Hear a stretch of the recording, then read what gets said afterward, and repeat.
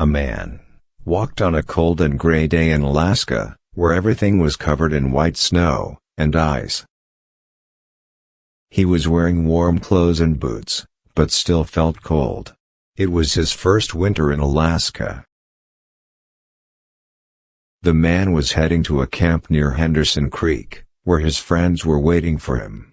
He planned to arrive at Henderson Creek by 6 p.m., at which point it would be dark.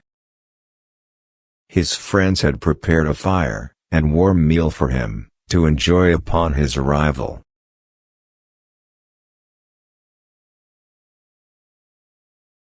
A big gray dog followed the man. It was half dog and half wolf. The dog did not like the cold weather, and knew it was too cold to travel. The man continued to walk on a trail, came to a frozen stream called Indian Creek, and walked on the ice. He was headed to Henderson Creek to meet his friends.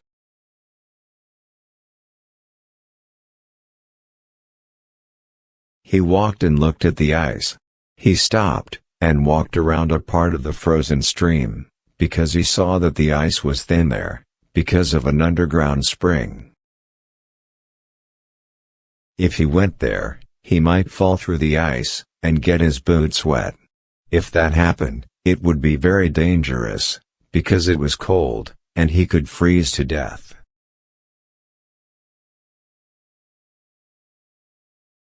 The man decided to stop and eat his lunch at noon. He took off his glove, and quickly opened his jacket and shirt to get his bread and meat. However, even though it only took him 20 seconds to do this, his fingers started to freeze.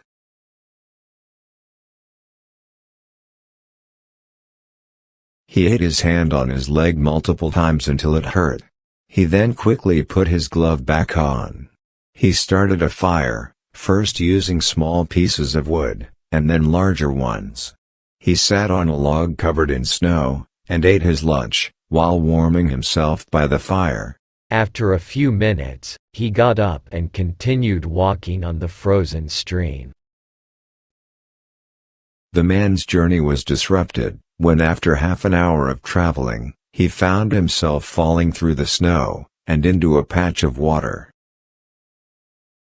Though the water wasn't deep, it was enough to wet his legs up to the knees. The man was upset by this setback, as it would delay his arrival at the camp, and he would have to spend extra time starting a fire to dry his clothes and boots. He would also have to change his wet clothes, which would further cause a delay in his journey.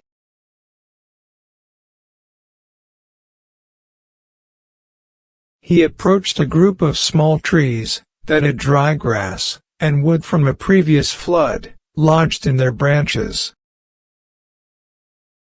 He arranged large pieces of wood on the snow under one of the trees, and added dry grass and branches on top. He removed his gloves, took out his matches, and started a fire. As the flame grew, he fed it with bigger pieces of wood.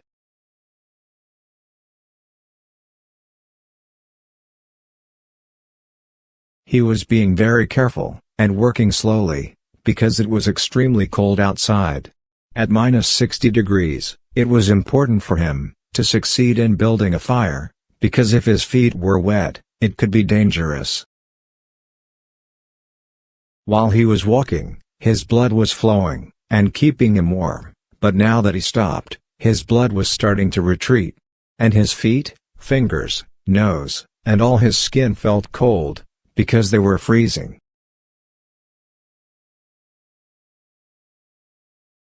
Now, his fire was becoming stronger, and he was safe. He sat under the tree, and thought about the advice of older men in Fairbanks, who warned him not to travel alone in the Yukon, when it was so cold. But he was here, alone, and had survived by building a fire, after an accident.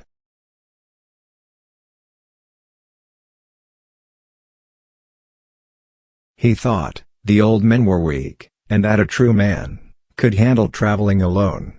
If a person remained calm, they would be fine. He noticed that his boots were covered in ice, and the laces were frozen solid, so he would have to cut them with his knife. He leaned back against the tree and reached for his knife. Suddenly, a large amount of snow fell from the tree without warning. His slight movement had caused the branches of the tree to release their heavy snow. He was surprised and sat there, staring at the spot where the fire had been.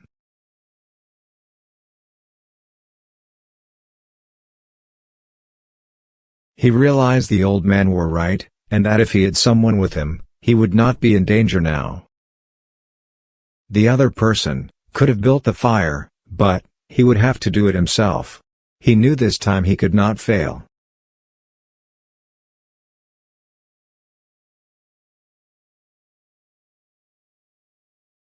He gathered more wood, and reached into his pocket for matches, but his fingers were too frozen to hold them. He started hitting his hands against his legs with all his strength to try and get them warm enough to hold the matches.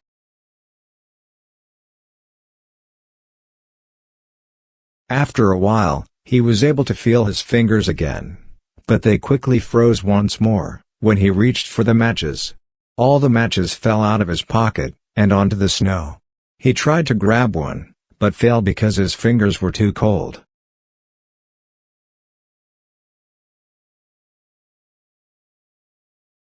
He put his glove back on, and hit his hand against his leg again. He then took off both gloves, and picked up all the matches.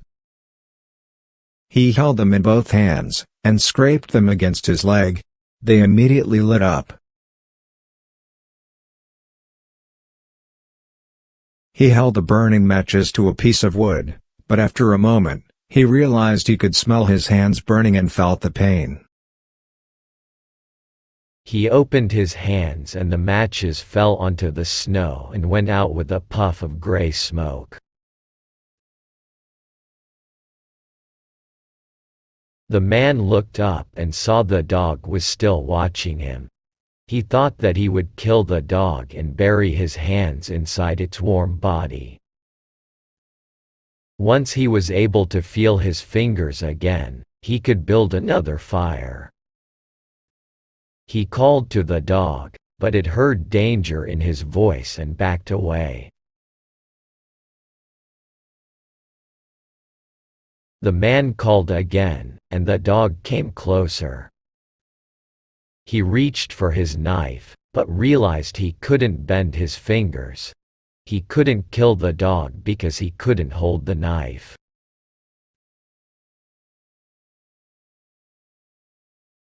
The fear of death overwhelmed him. He jumped up and started running. The running made him feel better. He thought that maybe running would make his feet warm. He hoped that if he ran far enough, he would reach his friends at Henderson Creek and they would take care of him.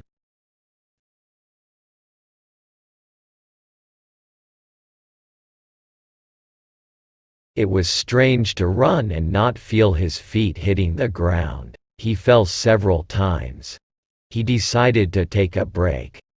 As he lay in the snow, he realized that he was not shaking anymore, but also that he couldn't feel his nose, fingers or feet. Despite this, he felt warm and comfortable. He understood that he was going to die. He thought to himself that he might as well accept it with courage. There are worse ways to die. The man closed his eyes and went into a deep and most comfortable sleep he had ever experienced.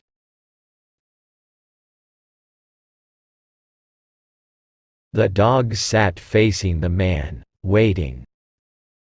Eventually, it moved closer to him and could smell death. The dog tilted its head back and let out a long, mournful cry towards the cold stars in the dark sky. And then it turned and ran towards Henderson Creek, where it knew it would find food and a fire.